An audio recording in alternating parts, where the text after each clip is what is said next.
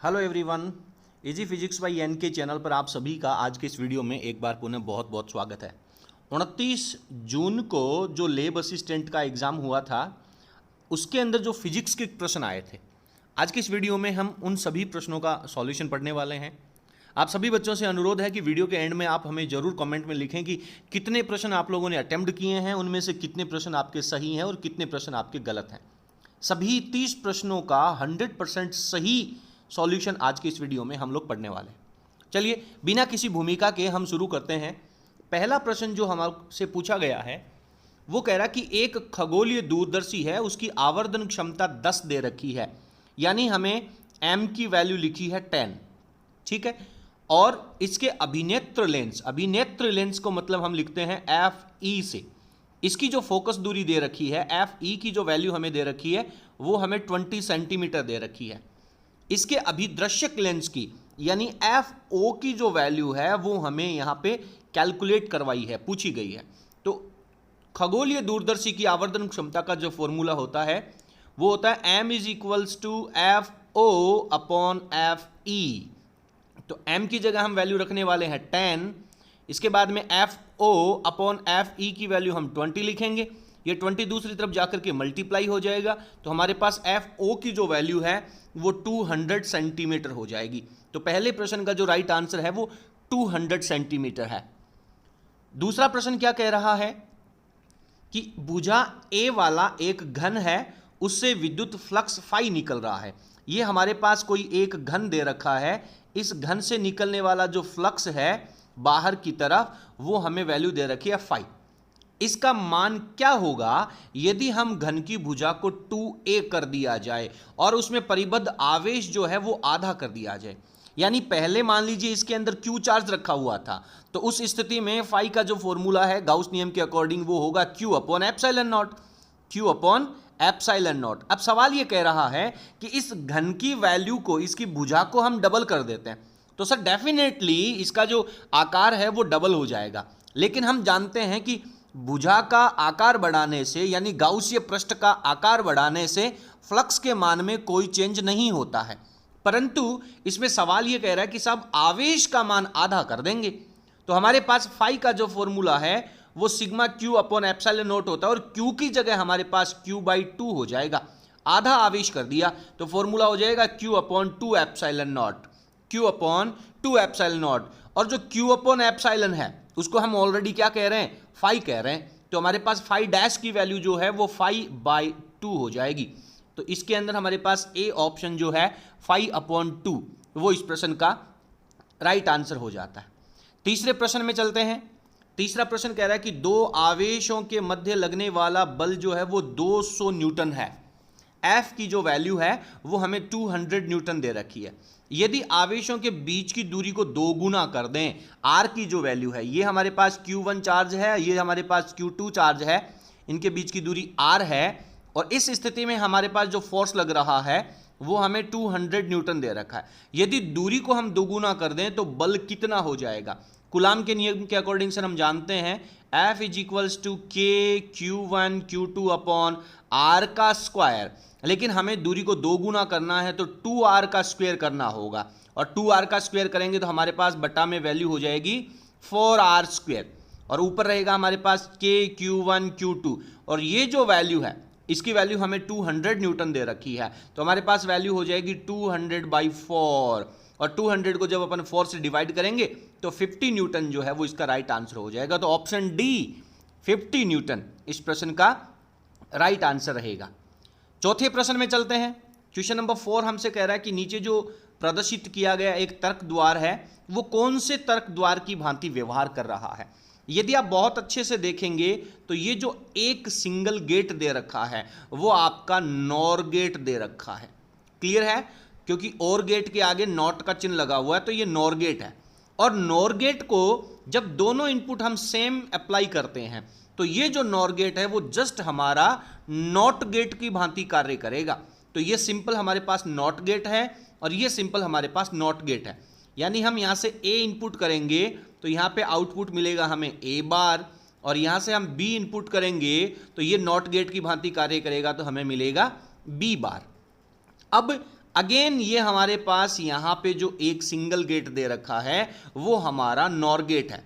यदि आप लोगों ने सार्वत्रिक द्वार जो हैं उनको यदि बहुत अच्छे से पढ़ा होगा तो आपको पता होगा कि ये जो एक पूरा कॉम्बिनेशन है, ये पूरा कॉम्बिनेशन नॉर गेट से हमें एंड गेट बनाने के लिए दिया जाता है। यदि हम नॉर गेट को एंड गेट के फॉर्मेट में कन्वर्ट करना चाहते हैं तो दो हमें पहले नॉर गेट यूज करने होंगे, उन दोनों का जो आउटपुट होगा वो तीसरे नॉर गेट में लगाना होगा, तो ये हमें नॉट गेट मिलेगा, एंड गेट मिलेगा। ठीक है, तो इतना जो हमारा सर्किट है वो एंड गेट की भांति कार्य कर रहा है। और ये हम जानते हैं कि ये अकेला जो नॉर गेट है, इसके दोनों इनपुट यदि हम सेम अप्लाई करेंगे तो ये हमें नॉट गेट की भांति कार्य करेगा। यानी टोटल हमारे पास एंड गेट के साथ में नॉट गेट अप्लाई किया गया है। और आप बहुत अच्छे से जानते हैं कि एंड तथा नॉट गेट जब मिलेंगे तो हमारा जो आंसर रहेगा वो नैंड गेट बनेगा।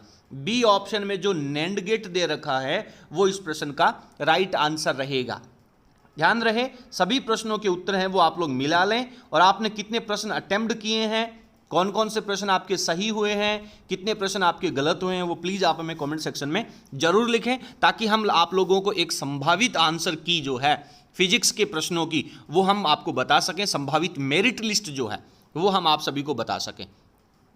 पांचवा प्रश्न कह रहा है कि ट्रांजिस्टर में दो धारा लाभ अल्फा और बीटा के बीच सही रिलेशन क्या होता है। चैप्टर नंबर 16 इलेक्ट्रॉनिकी जब हम पढ़ते हैं, ट्रांजिस्टर जब हम पढ़ते हैं, तो जब उभयनिष्ठ आधार विन्यास होता है उस समय हम धारा लाभ को अल्फा से लिखते हैं। उभयनिष्ठ उत्सर्जक विन्यास होता है उस समय हम इसे बीटा से लिखते हैं। और हमारे पास जो रिलेशन होगा वो हमारे पास क्या रिलेशन आएगा, बताएं देखें। इसका राइट आंसर जो है वो क्या रहने वाला है। सर हमारे पास इसका जो राइट आंसर है वो होता है beta minus alpha is equals to alpha beta. ये सही रिलेशन है, लेकिन ये रिलेशन हमें यहाँ पे कुछ अलग फॉर्मेट में दे रखा है। तो यदि आप इस डी ऑप्शन को सॉल्व करेंगे, आप यदि इस डी ऑप्शन को सॉल्व करेंगे तो आप लोगों को बहुत सही मिलेगा कि ये बीटा जब 1 से अप्लाई होगा तो बीटा बनेगा, माइनस में हमारे पास ये बीटा जब अल्फा के साथ मल्टीप्लाई होगा तो अल्फा बीटा बनाएगा, और बराबर में हमें वैल्यू दे रखी है अल्फा की।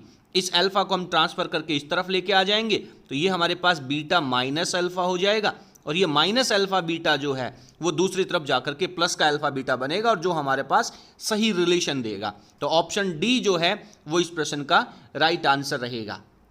आगे बढ़ते हैं प्रश्न नंबर 6 की तरफ। छठा प्रश्न आपसे क्या कह रहा है, देखिए छठा प्रश्न हमसे कह रहा है कि सर सौरमंडल के अंदर जो ग्रह होते हैं उनकी गति कौन से संरक्षण नियम का उदाहरण है, कौन से संरक्षण नियम का पालन करती है। तो उनकी जो गति है वो कोणीय संवेग संरक्षण नियम का पालन करती है। जब हम केपलर का सेकंड नियम पढ़ते हैं, उसका जब अपन मैथमेटिकल फॉर्मेट पढ़ते हैं, दैट टाइम हमें ये बात पता चलती है कि कोणीय संवेग संरक्षण के नियम का पालन होता है। प्रश्न नंबर 7 की तरफ चलें। 7वां प्रश्न कह रहा है कि एक बंद ऑर्गन पाइप है और एक खुला ऑर्गन पाइप है, उन दोनों की जो समान मूल आवृत्ति के ऊपर ट्यून किया गया है। दोनों की जो आवृत्तियां हैं, मूल आवृत्तियां जो हैं वो एक समान हैं, इनकी लंबाइयों का अनुपात क्या होगा। सर हम बहुत अच्छे से जानते हैं कि बंद आर्गन पाइप के अंदर जब मूल आवृत्ति जनरेट होती है तो इस तरह का डायग्राम बनता है, और ये एक जो वेवलेंथ है उसका चौथा हिस्सा है। एक वेवलेंथ जो है वो हम इस तरह से दिखाते हैं, ये इसका चौथा हिस्सा यहाँ पे बन रहा है, ठीक है। इसके बाद में यदि हम एक खुले ऑर्गन पाइप की बात करें तो उसके दोनों खुले किनारों के ऊपर प्रस्पंद बनते हैं, बीच वाली स्थिति में निष्पंद बनता है, तो ये हमारे पास एक आधी तरंग कंप्लीट हो जाती है। तो यहाँ पे जो लंबाई आ जाएगी वो इसकी L/2 आ जाएगी। अब आवृत्ति के साथ में इनका क्या रिलेशन होता है। सर आवृत्ति के साथ में N1 इज इक्वल्स टू, बंद आर्गन की पाइप की बात करें तो V/4L हमारे पास आता है। खुले आर्गन पाइप की अपन बात करें तो N1 का जो फॉर्मूला है वो V/2L हमारे पास आता है। सवाल कह रहा है कि दोनों की जो आवृत्तियां हैं वो हमें समान दे रखी हैं, तो खुले ऑर्गन पाइप के लिए मैं लिख देता हूं ओपन, बंद ऑर्गन पाइप के लिए यहां पे L के साथ में लगा देता हूं मैं C। दोनों आवृत्तियां बराबर हैं, जब N1 और N1 की वैल्यू बराबर है तो इनका राइट हैंड साइड भी इक्वल होगा। राइट हैंड साइड इक्वल करेंगे तो हम इसके मैं बराबर में यहां पे लिख देता हूं V/2L ओपन पाइप। V से V कैंसिल आउट हो जाएगा। हमें पहले बंद ऑर्गन पाइप दे रखा है, यानी LC हमें ऊपर लेना है, उसके बाद में हमें LO नीचे लेना है, तो ये वैल्यू हमारे पास आ जाएगी। तो इन दोनों वैल्यूज को अपन बात करेंगे तो 4LC इक्वल्स टू 2LO आ जाएगा। इस LO को आप इसके बटा में लेके चले जाइए और ये जो 4 है इसको आप 2 के बटा में लेके चले जाइए, तो हमारे पास वैल्यू आ जाएगी 2/4 और इसका जब अपन सॉल्यूशन करेंगे तो ये वैल्यू आ जाएगी 1/2। क्या आ जाएगी? 1/2। तो 1:2 जो है, जो कि हमारे डी ऑप्शन में यहाँ पे दे रखा है 1:2, 1:2। हो सकता है कि ये किसी दूसरे ऑप्शन में भी हो, अलग की के अंदर, अलग सीरीज के अंदर दूसरे ऑप्शन में हो, लेकिन 1:2 जो है, 1:2 जो है वो इसका राइट आंसर रहेगा। चलिए अब हम अगला प्रश्न संख्या 8 सोल्व करते हैं। ध्वनि के स्रोत को किस गति से चलाना चाहिए, यानी अब की बार ध्वनि का स्रोत जो है Vs वेलोसिटी ऑफ सोर्स वो गति कर रहा है, जिससे क्या होगा, किसी प्रेक्षक को आभासी आवृत्ति प्राकृतिक आवृत्ति की आधी प्रतीत होगी, यानी n' की जो वैल्यू है, आभासी आवृत्ति जो है वो n/2 सुनाई देगी। तो इस स्थिति में Vs की वैल्यू कितनी होनी चाहिए? आप बहुत अच्छे से जानते हैं कि जब ध्वनि का स्रोत गति करता है डॉपलर प्रभाव के अंदर, तब हमारे पास आभासी आवृत्ति का फॉर्मूला आता है n' this is equals to V/V plus Vs into मूल आवृत्ति n। सवाल कह रहा है कि साहब n' की जो वैल्यू है उसकी जगह हम आधी आवृत्ति करेंगे तो n/2 लिखेंगे, तो ये मैंने यहाँ पे n/2 लिख दिया n' की जगह। n से n हमारे पास कैंसिल आउट हो जाएगा, फॉर्मूला हमारे पास आ गया 1/2 this is equals to V/V plus Vs, यानी कि 1/2 वैल्यू आनी चाहिए। 1/2 वैल्यू आने का मतलब है कि ऊपर V है और नीचे 2V होना चाहिए। अगर नीचे 2V हो जाएगा यानी V/2V हो जाएगा, तो V कैंसिल आउट हो जाएगा और 1/2 हमें वैल्यू मिलेगी। तो नीचे 2V होने के लिए V के अंदर Vs का मान कितना प्लस करेंगे? V के अंदर V की वैल्यू अपन प्लस करेंगे, यानी Vs की जो वैल्यू है वो हमारे पास जब अपन V रिप्लेस करेंगे तो अपॉन में हमारे पास 2V हो जाएगा। यानी बहुत सिंपल कि आधी आवृत्ति सुनाई देने के लिए जो ध्वनि के स्रोत का वेलोसिटी है वो V वेलोसिटी होना चाहिए। ऑप्शन डी जो है वो इस प्रश्न का राइट आंसर रहेगा। आगे बढ़ते हैं, 8 प्रश्नों का सॉल्यूशन हमने यहां पे पढ़ लिया है। 9वां प्रश्न हमसे कह रहा है कि यदि किसी स्थान पर दो तरंगों के आयाम का अनुपात 1:2 है, A1 और A2 का जो रेशियो है वो 1/2 है, अध्यारोपण के सिद्धांत के अनुसार अधिकतम मैक्सिमम और मिनिमम तीव्रताओं का अनुपात निकालिए। तो सर I मैक्सिमम जो होता है वो होता है A1 प्लस A2 का स्क्वायर, प्रोपोर्शनलिटी साइन में, और यहाँ पे कांस्टेंट हम K यूज करते हैं। तो A1 प्लस A2, तो 1 और 2 का जब अपन योग करेंगे तो ये वैल्यू हो जाएगी 3 और इसका स्क्वायर लगेगा। मिनिमम की जब अपन बात करेंगे तो हमारे पास होता है कि A1 माइनस A2, तो मैक्सिमम अनुपात यहाँ पे जो हमारे पास अधिकतम आयाम है वो A2 है, 2 में से हम 1 माइनस कर देंगे, क्योंकि अंतर जब हम निकालेंगे तो ज़्यादा अनुपात में से कम वाला अनुपात माइनस करेंगे, तो 2 माइनस 1 करेंगे तो हमारे पास वैल्यू आ जाएगी 1, तो इसके बटा में रहेगा हमारे पास 1 का स्क्वायर। दोनों का अनुपात निकाल लीजिए, 3 का जो स्क्वायर है वो 9 है और 1 का स्क्वायर 1 है, तो इसका अनुपात 9:1 जो है वो इस प्रश्न का राइट आंसर हो जाएगा। 10वां प्रश्न कह रहा है कि बल आघूर्ण का SI मात्रक क्या है? टाउ जो होता है वो होता है F इंटू R, बल इंटू विस्थापन, बल और विस्थापन का गुणनफल होता है। बल का फॉर्मूला होता है न्यूटन और विस्थापन को हम लिखते हैं मीटर से, तो न्यूटन मीटर जो है, ए ऑप्शन में जो न्यूटन मीटर हमें दे रखा है इस पेपर के अंदर, वो हमारा राइट आंसर हो जाएगा। 11वां प्रश्न कह रहा है कि R त्रिज्या और M द्रव्यमान की एक समरूप वृत्ताकार चकती है, उसके किनारे से होकर गुजरने वाला और उसके तल के लंबवत, ये हमारे पास एक वृत्ताकार चकती है, ये इसके केंद्र से गुजरने वाला x है, ये इसका स्पर्शी x है जो कि इसके तल के लंबवत है। इसके सापेक्ष जड़त्वाघूर्ण कितना होगा? सर चकती में तल के लंबवत जो x होता है उसका जड़त्वाघूर्ण होता है 1/2 mr²। यहाँ पे हम समांतर x प्रमेय लगा देंगे तो इसमें हम mr² और प्लस कर देंगे, तो ये हो जाएगा 3/2 mr²। तो 11वें प्रश्न का राइट आंसर जो है वो 3/2 mr² हो जाएगा।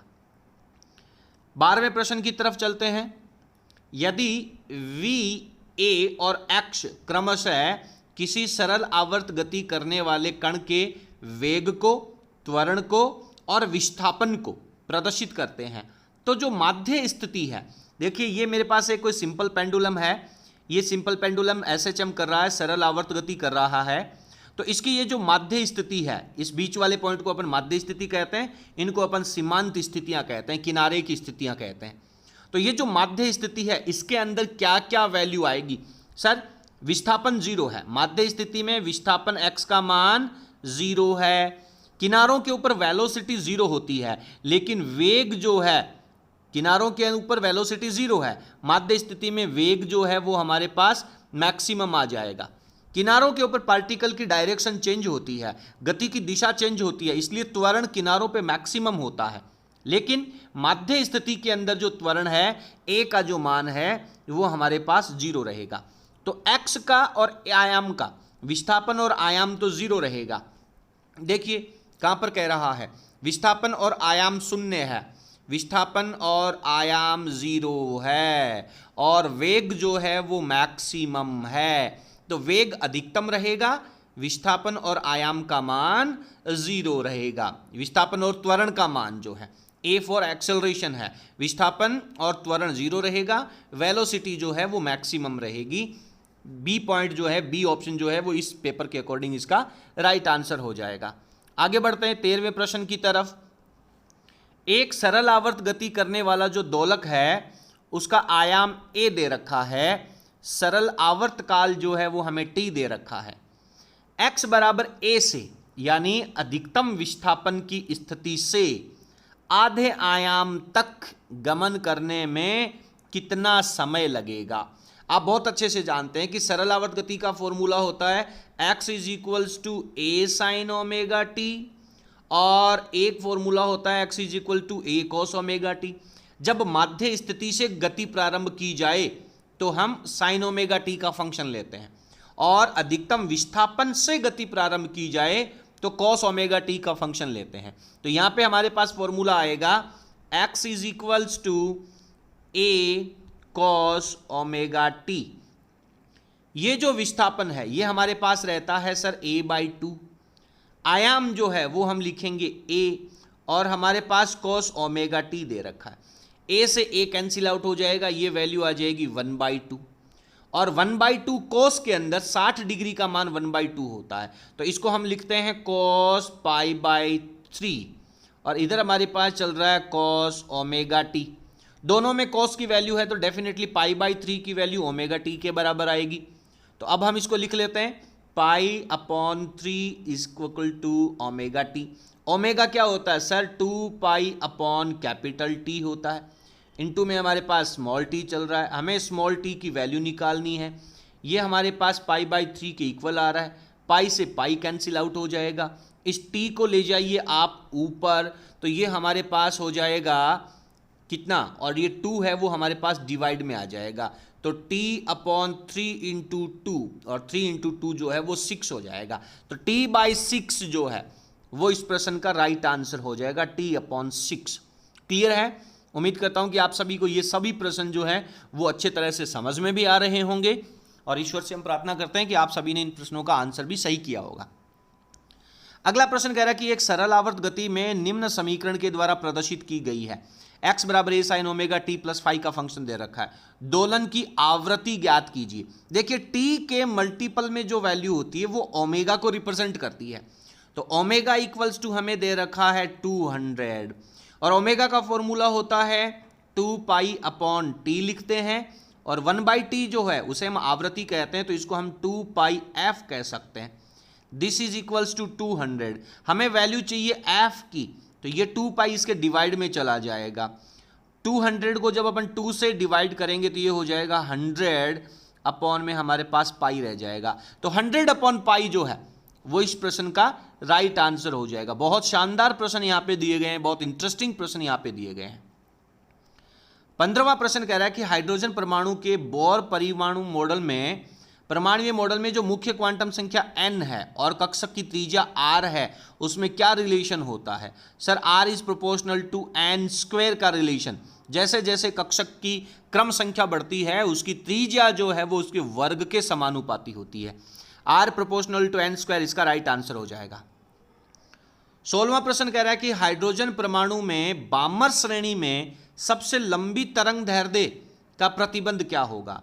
यह हाइड्रोजन का नाभिक है, ये इसका पहला कक्षक है जिसे हम लाइमन श्रेणी कहते हैं, और ये दूसरी हम बामर श्रेणी कहते हैं। इसके बाद में अनंत से कोई पार्टिकल यदि आ रहा है और जब वो बामर श्रेणी के अंदर जंप करेगा तो इसमें एनर्जी का मान मैक्सिमम रहेगा, और E is equals to formula होता है सर एच न्यू, और न्यू का फॉर्मूला होता है C अपॉन लेमडा।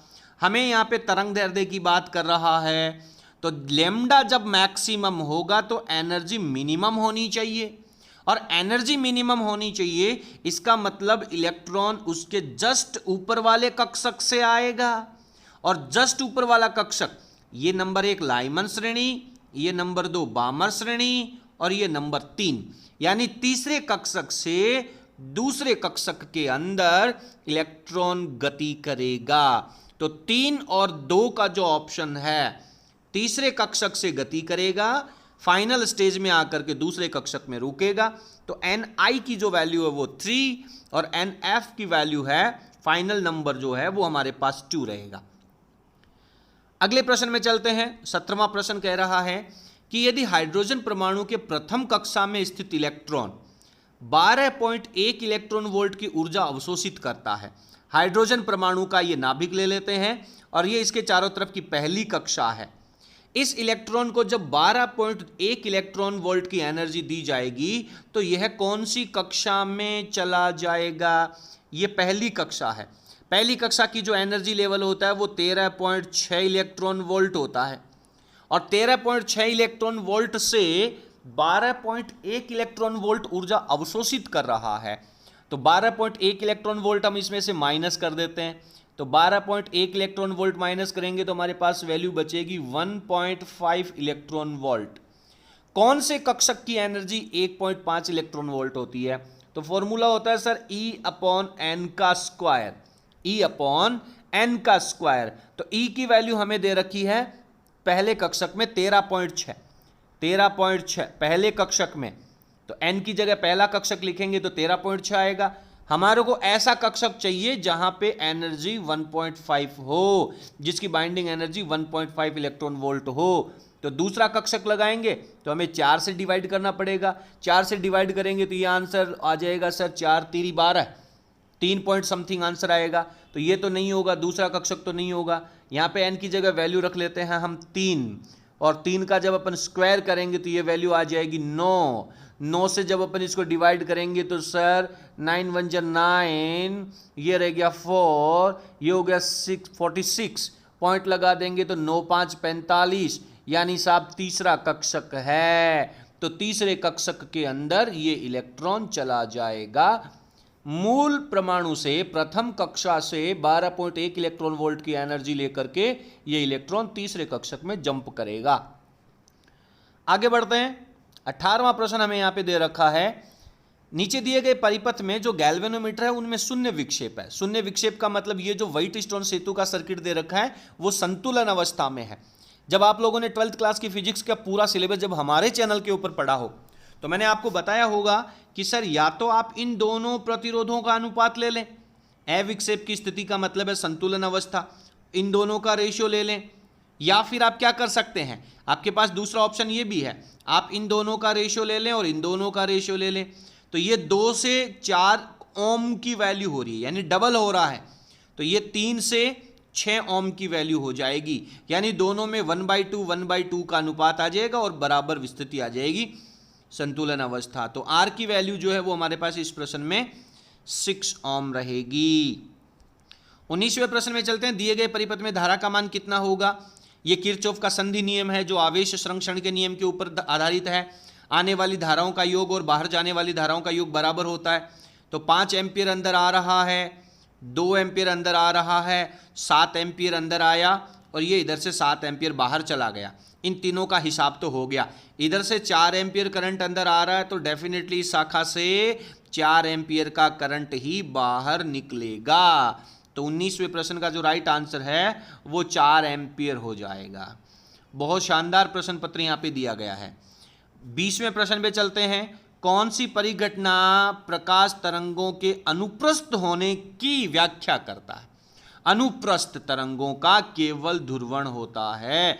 तो ध्रुवण की जो घटना है वो ये बताती है कि प्रकाश की तरंगें अनुप्रस्थ प्रकृति की है। बहुत आदर्श प्रश्न जो है वो यहाँ पे पूछा गया है। ये प्रश्न कई सारी प्रतियोगी परीक्षाओं में जनरल साइंस के अंदर डायरेक्ट पूछा जाता है। 21वां प्रश्न कह रहा है कि यंग के डबल स्लिट एक्सपेरिमेंट में यदि स्लिटों के बीच की दूरी को आधा कर दिया जाए, स्लिट के बीच की जो दूरी होती है उसको अपन स्मॉल डी से लिखते हैं, ये पर्दे की जो दूरी है उसको अपन कैपिटल डी से लिखते हैं। यदि स्लिट की जो दूरी है वो d/2 कर दी जाए, ओके, स्लिटों के तल से स्क्रीन की जो दूरी है वो यानी कैपिटल डी का मान 2 गुना कर दिया जाए तो फ्रिंज चौड़ाई कितनी हो जाएगी? फ्रिंज चौड़ाई का फॉर्मूला होता है sir lambda capital D upon small D. Clear है? तो बी डैश कितना हो जाएगा? बी डैश लैम्डा में कोई चेंज नहीं है, कैपिटल डी का मान डबल कर दिया गया है, स्मॉल डी का मान आधा कर दिया गया है तो बटा का 2 ऊपर चला जाएगा और ये मेरे पास वैल्यू 4 से मल्टीप्लाई हो जाएगी। यानी बी डैश जो है वो 4 बीटा के बराबर हो जाएगा, यानी फ्रिंज चौड़ाई जो है वो 4 गुनी हो जाएगी। तो इस प्रश्न का राइट आंसर आपके पास 4 गुनी आ जाता है। 22वां प्रश्न कह रहा है कि द्रव्यमान क्षति और बंधन ऊर्जा के अंदर क्या रिलेशन है? तो यह प्रश्न कल 28 जून के पेपर में भी पूछा गया है। बाइंडिंग एनर्जी है वो डेल्टा एम इंटू सी स्क्वायर के फॉर्मूले से कैलकुलेट की जाती है। एग्जैक्टली सेम प्रश्न 28 जून के पेपर में पूछा जा चुका है। 23वां प्रश्न कह रहा है कि नाभिकीय रिएक्टर में अवमंदक के रूप में किसका प्रयोग किया जाता है? अवमंदक के रूप में भारी जल D2O का प्रयोग किया जाता है जो न्यूट्रॉन्स की गति को स्लो करता है, भारी जल का। ग्रेफाइट छड़ों का भी प्रयोग किया जाता है। यहाँ पे ग्रेफाइट छड़े नहीं है, इसमें कैडमियम दे रखा है। कैडमियम जो है वो नियंत्रक के रूप में प्रयोग किया जाता है। सारी चीजें आप लोगों को बहुत क्लियर होनी चाहिए। यूरेनियम जो है वो ईंधन के रूप में काम में लिया जाता है। तो इस प्रश्न का जो राइट आंसर है वो ऑप्शन डी भारी जल हो जाएगा। 24वां प्रश्न कह रहा है कि बोहर के द्वितीय अभिग्रहित की व्याख्या करने में कौन से सिद्धांत का उपयोग किया जाता है?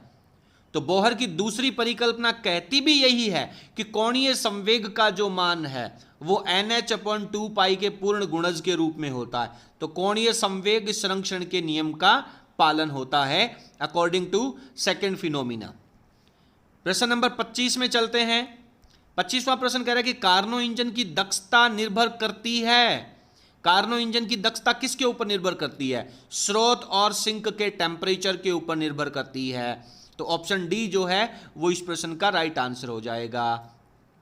26वें प्रश्न में चलते हैं। 26वां प्रश्न कह रहा है कि ऊष्मागतिकी के दूसरे नियम में केल्विन और प्लांक का जो कथन है उसके अनुसार कौन सा स्टेटमेंट सही है?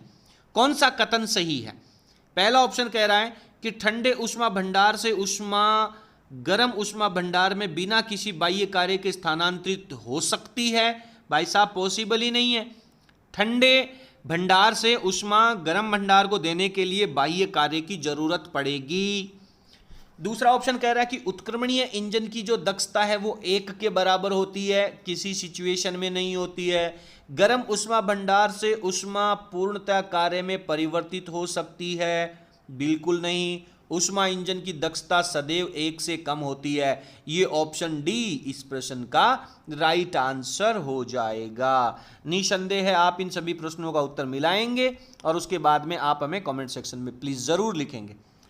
27वां प्रश्न कह रहा है कि गाउस के नियम के संबंध में कौन सा कथन सत्य नहीं है, स्टेटमेंट सही नहीं है? यह बात हमें फाइंड आउट करनी है। गाउस का नियम कहता है कि किसी भी बंद पृष्ठ से निकलने वाला जो फ्लक्स होता है वो निर्वात की स्थिति में Q/ε0 होता है और यदि माध्यम यहां पे कुछ बदला जाए तो ये फॉर्मूला Q/ε होता है। एप्सिलॉन की जगह हम पराविद्युतांक εr और निर्वात की विद्युतशीलता ε0 लिखते हैं। तो पहला प्रश्न कह रहा है कि हमें सत्य नहीं है का स्टेटमेंट पूछा गया। Be careful. तो कुल परिबद्ध आवेश पर निर्भर करता है, बिल्कुल सर, ये निर्भर करता है, ये तो सत्य स्टेटमेंट है, हमसे तो सत्य नहीं है पूछा गया है, तो पहला स्टेटमेंट यहां पे सही है। दूसरा कह रहा है परिबद्ध आवेश की मात्रा और प्रकृति के ऊपर निर्भर करता है। हम बहुत अच्छे से जानते हैं कि इस बंद पृष्ठ में प्लस क्यू चार्ज है और माइनस क्यू डैश चार्ज है, तो गाउस का नियम कहता है sigma Q upon epsilon not, तो इन आवेशों का हम बीजगणितीय योग करेंगे, तो ये जो स्टेटमेंट है वो भी हमें सही स्टेटमेंट यहां पे दिया गया है। तीसरा कह रहा है माध्यम पर निर्भर करता है। मैंने अभी आपको बताया कि निर्वात की स्थिति में ये value Q upon epsilon not होती है, माध्यम बदलेगा तो ये फॉर्मूला क्यू अपॉन एप्सिलॉन हो जाएगा, तो 100% ये स्टेटमेंट भी इसका सही है। गतिशील और स्थिर अवस्था पर निर्भर करता है, गतिशील या स्थिर अवस्था पर निर्भर करता है, ये केवल और केवल स्थिर अवस्था पर निर्भर करता है, गतिशील अवस्था पर निर्भर नहीं करता है, तो ये स्टेटमेंट गलत है। ऑप्शन डी इस प्रश्न का राइट आंसर हो जाएगा। 28वें प्रश्न में चलते हैं। अग्रदिशिक बाइस में फॉरवर्ड बाइसिंग के अंदर पीएन संधि डायोड की जो अवक्षीय परत है, डिप्लेशन लेयर है, उसकी चौड़ाई के ऊपर क्या प्रभाव पड़ता है? वोल्टेज बढ़ाने पर उसकी चौड़ाई घटती है। ऑब्वियसली सीधा स्टेटमेंट पहला ऑप्शन ही हमारा राइट हो जाता है, बाकी सारे विकल्प हमें पढ़ने की जरूरत ही नहीं है। वोल्टेज में वृद्धि करने पर अवक्षीय परत की मोटाई फॉरवर्ड बाइसिंग के अंदर कम हो जाती है। 29वां प्रश्न हमसे क्या कह रहा है, देखिए 4 क्यू आवेश, स्मॉल क्यू और कैपिटल क्यू, ये 3 आवेश हैं, वो एक्स एक्स के ऊपर 0 पर, L/2 की स्थिति पर और L की स्थिति के ऊपर रखे गए हैं। ठीक है सर, क्यू आवेश का मान कितना होगा कि ये जो कैपिटल क्यू है इस पे लगने वाला बल 0 हो जाए? सर यहाँ पे हमें 4 क्यू चार्ज दे रखा है, ये हमें स्मॉल क्यू चार्ज दे रखा है और ये हमें कैपिटल क्यू चार्ज दे रखा है। इसका निर्देशांक 0 है, इनके बीच की दूरी L/2 है और इनके बीच की दूरी भी L/2 है, क्योंकि मूल बिंदु से शुरू करेंगे, ये L/2 पे लोकेशन पे आएगा और ये L की लोकेशन पे आएगा, तो इन दोनों के बीच की दूरी तो L/2 ही होगी ना। सवाल कह रहा है इस पे नेट फोर्स 0 होना चाहिए, तो इस पे कौन कौन फोर्स लगाएगा? ये भी फोर्स लगाएगा और ये भी फोर्स लगाएगा, तो कूलाम का नियम लगा करके इन दोनों की वजह से लगने वाले बलों का योग 0 कर देंगे। चलिए, तो 4 क्यू, क्यू और कैपिटल क्यू, तो इस क्यू के ऊपर 4 क्यू की वजह से फोर्स कितना लगेगा? के 4 क्यू कैपिटल क्यू अपॉन दोनों के बीच की टोटल दूरी L का स्क्वायर प्लस इसकी वजह से लगने वाला फोर्स क्या होगा? के small Q capital Q upon L/2 का स्क्वायर करूंगा तो L स्क्वायर और ऊपर चला जाएगा 4। इसमें से टोटल फोर्स जो है वो इनका क्या रहेगा सर? 0 रहेगा, तो कॉमन ले लो, L स्क्वायर कॉमन आकर के 0 के साथ 0 बना देगा, K कॉमन आकर के 0 बना देगा, कैपिटल Q कॉमन आकर के ये भी 0 बना देगा। क्लियर है मेरी बात? अब क्या रह गया? 4 जो है वो भी आपको कैंसिल आउट हो जाएगा, तो वैल्यू रहेगी sir capital Q plus small q बराबर 0। इस कैपिटल Q को आप दूसरी तरफ लेकर के जाएंगे तो ये बचेगा माइनस Q। तो स्मॉल q की जो वैल्यू है वो जब आप माइनस Q रखेंगे तब आपके पास नेट फोर्स जो है वो इसका 0 हो जाएगा। क्लियर? आगे बढ़ते हैं। 30वां प्रश्न, फिजिक्स का लास्ट प्रश्न यहां पे पढ़ने वाले हैं। यदि स्रोत का तापमान बढ़ा दिया जाए तो कार्नो इंजन की दक्षता पे क्या फर्क पड़ेगा? कार्नो इंजन की दक्षता का फॉर्मूला होता है n नीटा is equals to T1 minus T2 upon T1। Clear? आपने बहुत अच्छे से पढ़ा होगा कि साहब इनका डिफरेंस बढ़ना चाहिए। इनका डिफरेंस हम 2 तरीके से बढ़ा सकते हैं, या तो स्रोत का टेम्परेचर बढ़ा करके या सिंक का टेम्परेचर घटा करके।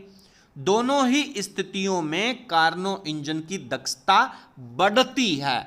यदि स्रोत का टेम्परेचर बढ़ेगा तो दक्षता बढ़ेगी, सिंक का टेम्परेचर घटेगा तो दक्षता बढ़ेगी। बट आपने स्टेटमेंट ये पढ़ा कि स्रोत का टेम्परेचर बढ़ाने की बजाय सिंक का टेम्परेचर घटाया जाए तो ज्यादा दक्षता में परिवर्तन होगा, लेकिन स्रोत का टेम्परेचर बढ़ाएंगे तो दक्षता 100% इसके अंदर वृद्धि होगी।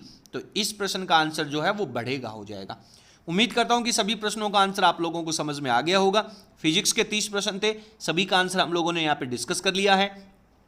आपको हमारा ये वीडियो कैसा लगा प्लीज़ आप हमें कमेंट सेक्शन में ज़रूर लिखिएगा।